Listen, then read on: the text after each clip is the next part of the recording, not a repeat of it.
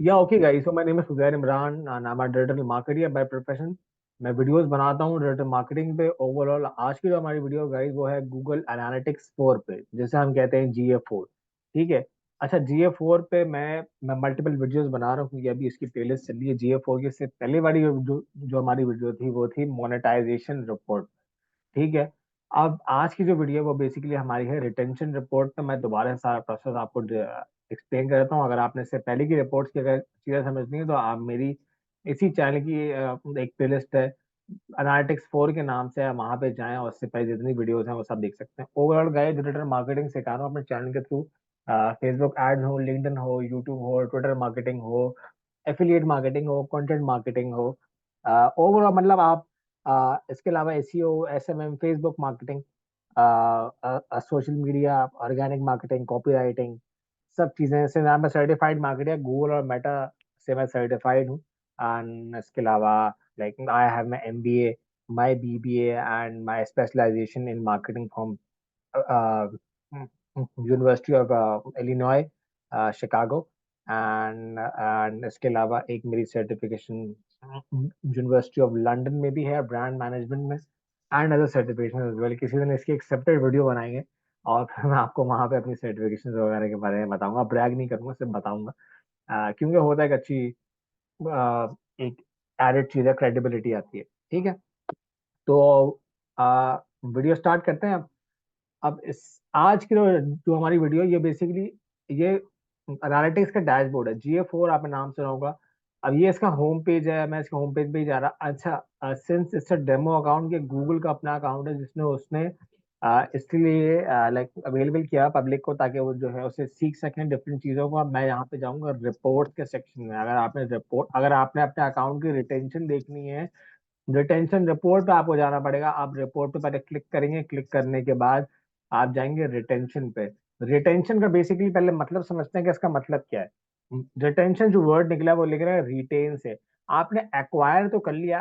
Acquire का मतलब acquisition. ये एक्विजिशन रिपोर्ट है, किस तरीके से लोग आपकी वेबसाइट पे आए, आपका ट्रैफिक जो आपकी वेबसाइट पे आया वो किस तरीके से आया। आपने ऐड लगाया, आपने सोशल मीडिया मार्केटिंग की, आपके सोशल चैनल्स के थ्रू आए, ऑर्गेनिक आया, डायरेक्ट ट्रैफिक आया, आपका एफिलिएट लिंक्स के थ्रू आए। आई होप कि इन सब टर्मिनोलॉजी जो मैंने अभी यूज की हैं उनके आपको मतलब पता होगा। नहीं पता तो आप उसे ओवरऑल डिजिटल मार्केटिंग सीख सकते हैं। मेरी आपने सिर्फ करना है ये, मेरी सिर्फ आपने जो चाहेंगे प्ले लिस्ट उसमें जाना है, वहां सब वीडियोस अवेलेबल है। ठीक है। तो रिटेंशन का मतलब है रिटेन करना। फॉर एग्जाम्पल, अगर आपके पास इतने सारे मतलब ये मान के चलते हैं हमारे पास तकरीबन 47,000 लोग अभी आ गए, लेट्स से आप इसको भूल जाए। सही है। अभी 47,000 लोग आपकी वेबसाइट पे आए, उन्होंने आपने उनको एक्वायर कर लिया, लेकिन जो उसमें रिटेन जो आपने जिनको रोक के रखा वो है तकरीबन कोई 10,000 लोग। तो एक्विजिशन तो आपकी 47,000 लोगों की हो, लेकिन आपकी रिटेंशन जो हो गई, जितना लोगों को आपने रिटेन किया वो है 10,000। ठीक है। अब मैं यहाँ पे इस दोबारा से इस केस सिनेरियो में आता हूँ, फिर बात स्टार्ट करते हैं यहाँ से वीडियो। तो आपको मतलब समझ में आ गया रिटेंशन का। अब यहाँ से बात करते हैं कि भाई ये जो टाइम पीरियड है, मतलब लास्ट 28 डेज में, 28 दिनों में, लास्ट फेब 10 से लेके मार्च 8 पे आपकी ये रिपोर्ट दिखा रहा है। अगर आपको करना है इसको लास्ट 90 डेज, अगर आप 90 डेज में करना है। अच्छा, एक ये प्रॉब्लम हो रही है कि मेरे पास ये एंटर नहीं हो रहा। मतलब अगर आप जाएंगे अपने पास से, आप अगर आप उसको जब अगर सेलेक्ट करेंगे ब्रिजेस को, रिटेंशन को, तो फिर आप यहाँ पे लास्ट 90 डेज की वीडियोस देख सकते हैं। ठीक है। मैं अभी लास्ट 20 डेज की देख रहा हूँ। ठीक है। लास्ट ये 47,000 लोग न्यू यूजर्स का मतलब देखें, आपको बहुत सी जगह GA4 में नजर आएगा यूजर और न्यू यूजर। यूजर का मतलब वो होता है, अगर यूजर लिखा हुआ है और उसकी जो कोई फिगर है तो उसका मतलब ये है वो ऐसे सारे लोग जो रिटर्निंग भी हैं और जो नए यूजर भी हैं। लेकिन अगर नए यूजर लिखा हुआ है तो इसका मतलब ये है वो ऐसे तमाम लोग जो पहली बार आपकी वेबसाइट पे हैं। अगर मैं एक वेबसाइट पे रोज जाता हूँ तो मैं उसका न्यू यूजर नहीं हूँ, मैं इसका रिटर्निंग यूजर हूँ। मैं उसके बाद अगर रोज जा रहा हूँ तो मैं उसके न्यू यूजर के कॉलम में नजर नहीं आऊंगा GA4 के, मैं उसका टोटल यूजर जो है उसमें नजर आऊंगा। ठीक है। तो इसको मान के चलें कि न्यू यूजर मतलब हो गया फर्स्ट टाइम। अब 47,000 लोगों में से 9.3 के ऐसे यूजर्स हैं जो कि वापस इस वेबसाइट पे आ रहे हैं। अब ये है, अब ये टोटल यूजर इसके अगर हम इसमें उठाया है कि अगर ये 28 डेज का बता रहा है मुझे, ठीक है। अब Feb 19 को हाईएस्ट नंबर ऑफ यूजर्स आए। अब मैं अगर रिटेंशन पे करूं तो हाईएस्ट जो आपने रिटर्निंग यूजर आए वो आए 876। मतलब इस तारीख को, मतलब 19 20 को, 19 और 20 फेब, अगर मैं इस चीज में देखूं, ये बड़ी अच्छी इंसाइट मिली आपको शेयर करूं।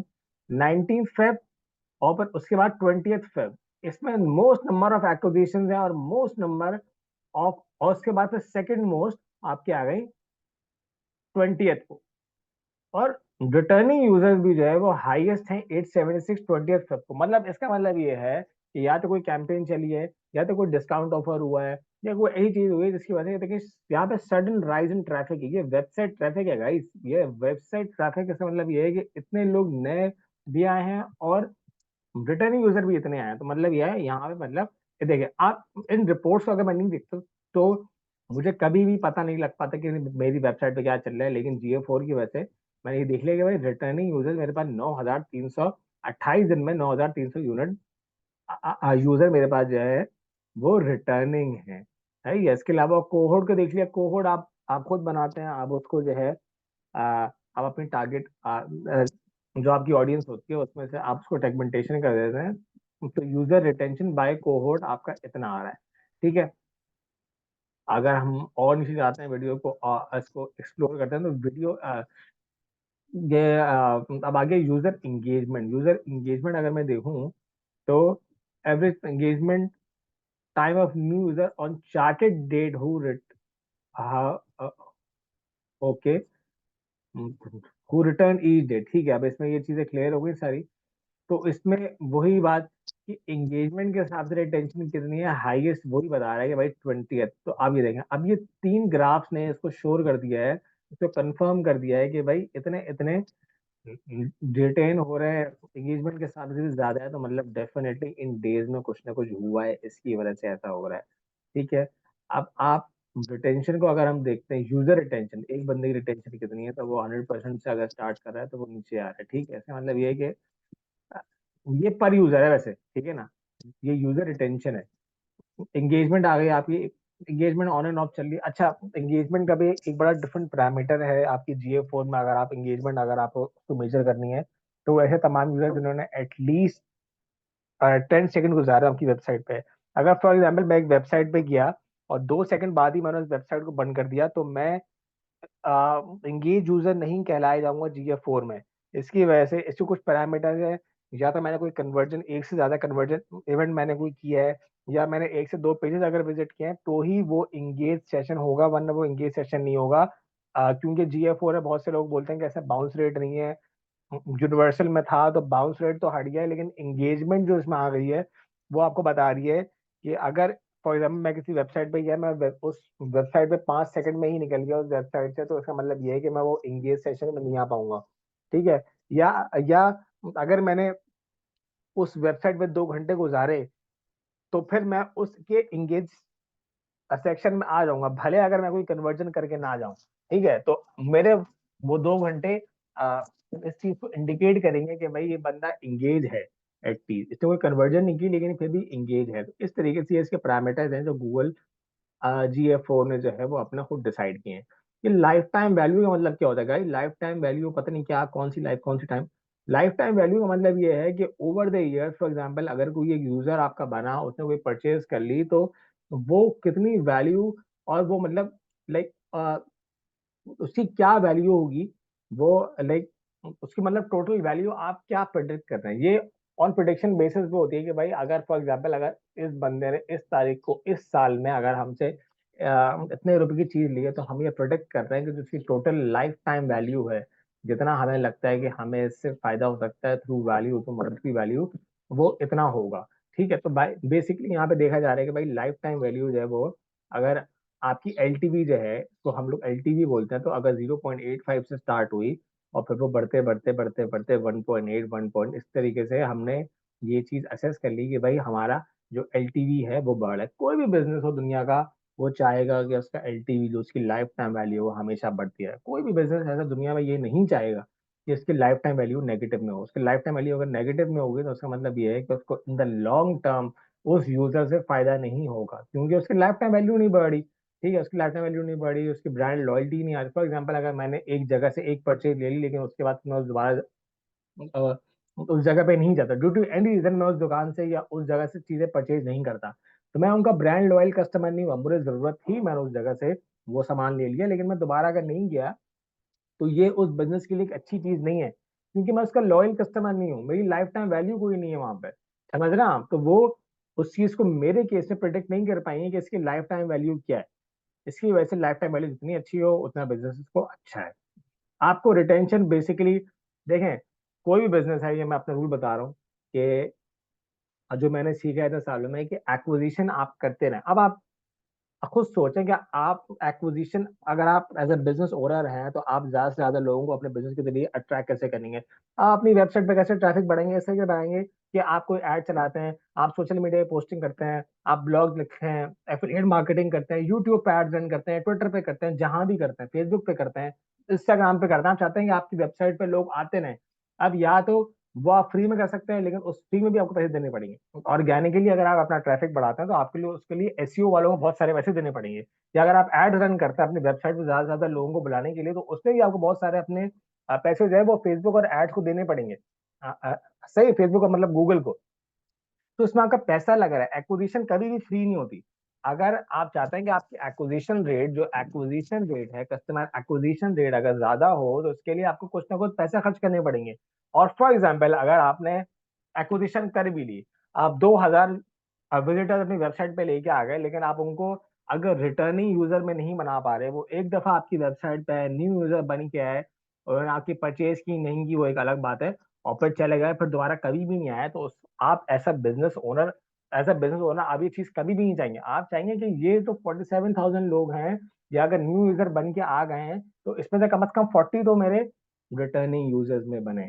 47,000 अगर इतने आ गए हैं, और अगर रिटर्निंग अगर इतने बन रहे हैं, तो मैं as a business owner, as a business owner, मैं चाहूंगा कि गाइस मैं इस रेट को बढ़ाऊं ना, मैं इस नंबर को बढ़ाऊं, ताकि फिर मुझे एक्विजिशन पे दोबारा उतना पैसा ना लगाना। फॉर एग्जाम्पल, अगर मैंने एड्स में अगर 1 लाख रुपए लगाए, और इससे मैं अगर 47,000 न्यू यूजर्स को लेके आ गया, जो मेरे से पहले वेबसाइट में कभी भी नहीं आए थे, तो मैं चाहूंगा कि 1 लाख रुपए जो मैंने इसमें लगाए, तो ये कस्टमर्स, ये वाले जो न्यू कस्टमर्स, मैं इनको रिटर्निंग कस्टमर्स बनाऊं, ताकि मेरे पास एक्विजिशन की जो पैसा मैं इस पे लगाता हूँ, 1 लाख, 1 लाख रुपए जो मैंने लगाए, तो वो मेरे पास अगली बार जब मैं पैसा लगाऊं तो मुझे कम पैसे लगाने पड़े, क्योंकि मेरे पास रिटर्निंग यूजर ज्यादा हो। रिटेंशन की पे इसकी वजह से मैं हमेशा से फोकस करता हूँ एज अ मार्केटर भी, जब मैं खुद भी काम कर रहा हूँ, तो मेरी अपनी एजेंसी है। तो हम लोग फोकस करते हैं कि हम लोग किस तरीके से ऑडियंस को रिटेन करते हैं।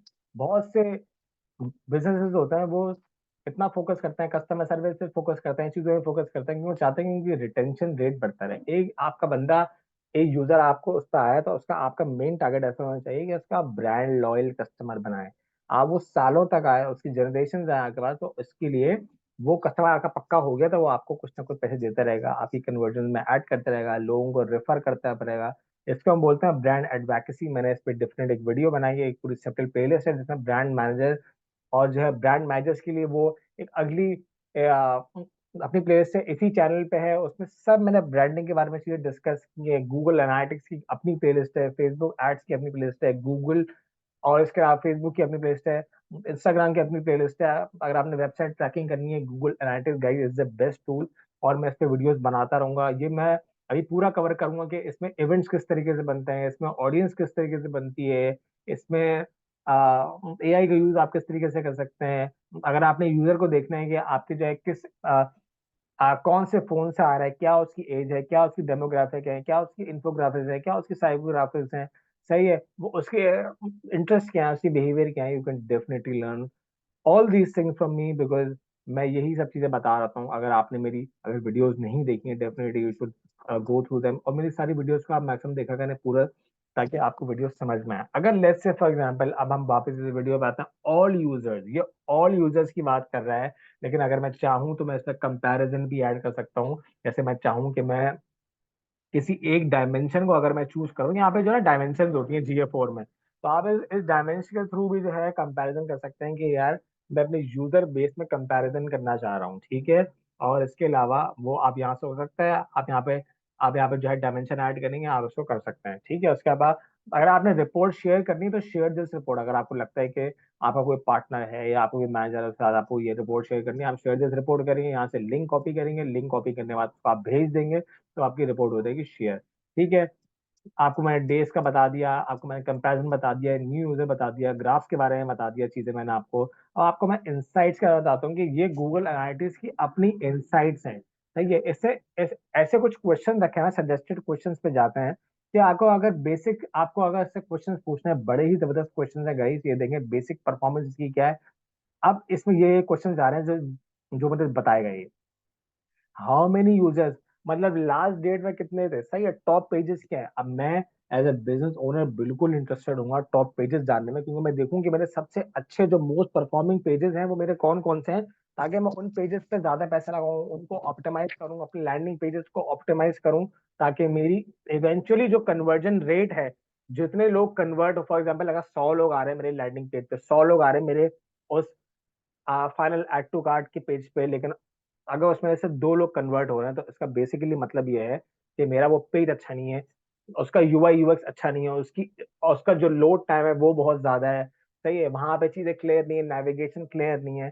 तो as a business owner, as a marketer, मेरी ये जॉब बनती है कि मैं अगर इस रिपोर्ट को अगर देखता हूँ, तो मैं इस रिपोर्ट पे वो सारे पेजेस जो मेरे खराब चल रहे हैं, मैं उन पेजेस पे काम करूँ, उन पेजेस को ऑप्टिमाइज करूँ, लैंडिंग पेजेस को ऑप्टिमाइज करूँ, स्क्रीन को, अपने व्यूज को बढ़ाऊं, सही है। इन पेजेस को ज्यादा प्रमोट करूं, क्योंकि मुझे लगता है कि इन पेजेस में बहुत जान है, और ये मेरे लिए बहुत सारी कन्वर्जन क्रिएट कर सकते हैं, पैसा क्रिएट कर सकते हैं, परचेजेस बढ़ा सकते हैं मेरी गाइज। तो इसकी वजह से इट इज वेरी इंपॉर्टेंट कि मैं इन चीजों पे फोकस करूं।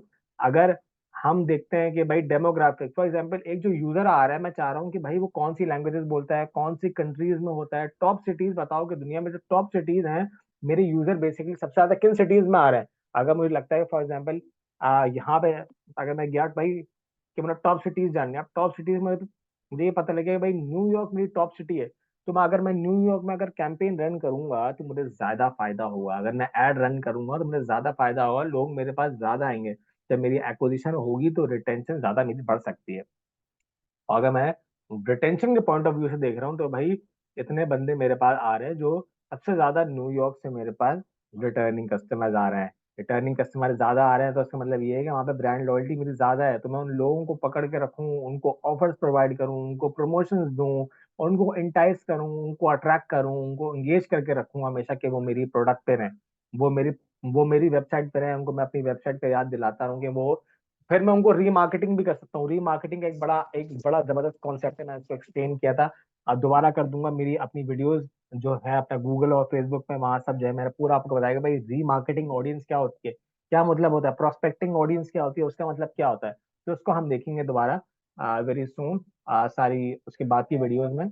और इसके अलावा कि भाई इसमें आप ये चाह रहे हैं कि भाई यूजर एक्विजिशन क्या होती है, यूजर को एक्वायर किस तरीके से किया, सही है ना गाइज। इसमें लास्ट 30 डेज में ऑर्गेनिक यूजर कितना है, कंपैरिजन करूं कि भाई रेवेन्यू कितना है, पेड सर्च से कितना है, ऑर्गेनिक से कितना है। ऑर्गेनिक का मतलब बिल्कुल फ्री ऑफ कॉस्ट ना, मतलब सिर्फ एसईओ के थ्रू। तो भाई पता लगता है कि टोटल यूजर जो बता रहा है, जो total user user for first user medium, मतलब ऑर्गेनिक सर्च से मेरे पास इतना पैसा, मतलब वो इतना रेवेन्यू मेरे पास जनरेट हो रहा है, लेकिन जो है पेड सर्च से रेवेन्यू नहीं हो रहा। अब पेड सर्च से क्यों नहीं हो रहा होगा बेबी, इसका एक रीजन ये है कि मैं सर्च ऐड नहीं चला रहा, मैं गूगल ऐड नहीं चला रहा, इसकी वजह से जब अगर मैं सर्च ऐड चलाता गूगल पे जाके, तो वहां से अगर कोई रेवेन्यू, अगर मेरे पास पीपीसी अगर रन करता, तो मेरे पास अगर जो रेवेन्यू वहां से होता तो ये फौरन आ रहा था, या तो उसकी ट्रैकिंग में मसला है, जो कि नहीं होगा डेफिनेटली, क्योंकि ये अपना गूगल का अकाउंट है। तो इसका मतलब ये है कि मैं ऐड रन नहीं कर रहा, देखें। अब मुझे सिर्फ ये वाली फिगर देख के पता लग गया, क्योंकि मैं मार्केटर हूँ, मुझे पता है चीजों का, और डेफिनेटली आपको भी पता लग सकता है, लेकिन इसके लिए आपको वीडियोस देखनी पड़ेंगी, और वहां से उसको सीखना पड़ेगा। मैं ये सब चीजें सिखा रहा हूँ, आप डेफिनेटली मुझसे भी सीख सकते हैं, अप टू यू, ठीक है। इसके अलावा ऑर्गेनिक सर्च, लाइक ऑर्गेनिक हर चीज की फ्री चल रही है, ठीक है। पेड सर्च इधर इतने इतने चल रहे हैं, सही है। सर्च रेवेन्यू बेसिकली ना ट्रैवलिंग, मतलब मुझे लगता है कि ट्रैकिंग का मसला इसमें हो सकता है, या कोई और इसमें चीज होगी, ठीक है। अब मैं सजेस्टेड क्वेश्चंस में अगर जाता हूँ, तो यूजर एक्विजिशन के अलावा टेक्नोलॉजी, भाई कौन सी टेक्नोलॉजी वो लोग यूज कर रहे हैं, मोबाइल की कौन सी टेक्नोलॉजी यूज कर रहे हैं, ऑपरेटिंग सिस्टम कौन सा यूज कर रहे हैं, ब्राउजर कौन सा यूज कर रहे हैं, प्लेटफॉर्म कौन सा यूज है, सही है। अब आप इन सब चीजों को मतलब कि जब खुद भी एक्सप्लोर कर सकते हैं। मैं सिर्फ एक ही चीज से बात करूंगा, वेब सबसे ज्यादा रिटर्निंग यूजर है। 12,000 यूजर जो है वो वेब से रिटर्निंग, तो मतलब मेरा फोकस कहाँ होना चाहिए जब मैं रिटेंशन की बात करता हूँ, तो मेरा फोकस होना चाहिए वेब पे, क्योंकि वेब पे बहुत रिटर्निंग यूजर मेरे पास आ रहे हैं गाइस। ये देख रहे हैं, ये सब रिपोर्ट्स पढ़ना बहुत आसान है, अगर आप इसमें डेफिनेटली अगर इंटरेस्ट है और आपको हर चीज का मतलब पता हो। तो आप भी देख सकते हैं भाई, मेरी सबसे बेहतरीन प्रोडक्ट जो सेलिंग वाइज है by revenue, in terms of revenue उसने मेंशन किया है, देखो आप इसने बाय रेवेन्यू सबसे आपकी टॉप प्रोडक्ट कौन सी है।